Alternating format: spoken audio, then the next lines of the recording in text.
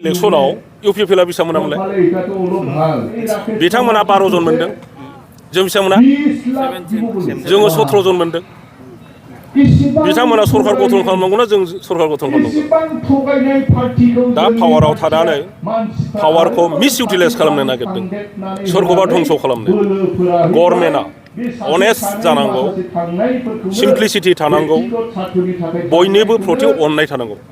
बेयो Democratic country IUI न' होनोबो इउपिपिएल जायाब्ला न' मोना अरुणोदय स्किम मोननोबो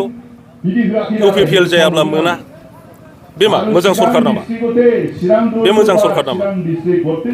नोङो इउपिपिएल ना बिजेपि ना बिपिएफ जोंनि दिनाव जों सोंदोंमोन नामा गोरिबा गोरिबा न' मोननांगोन गोरिबा सरकारनि आसनि मोननांगोन जों बेखौसो खामानि मावबोदों मोनफ्रोमबो गामिथिं लामा नांगोन जों लामासो बानायदों बिथांमोननि बायदि बे गामिया इउपिपिएल नङालै बिपिएफसो बाहाय लामा हरनाङा बाहाय दैखर हरनो नाङा बिसिनि स्कुलखौ बानायनाङा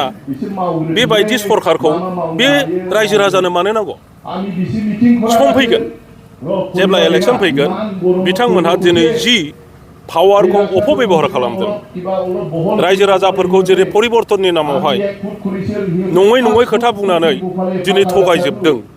न'खर न'खर साख्रि होगोन होननानै दासिमबो सासेबो चौकिदार साख्रि होनो हायाखै बिनि फिननायखौ रायजो राजाया फैगौ इलेक्सनाव होगोन अब्लानो नोंथाङा बुजिगोन जे बिपिएफआ 0 जायो ना इउपिपिएलआ 0 जायो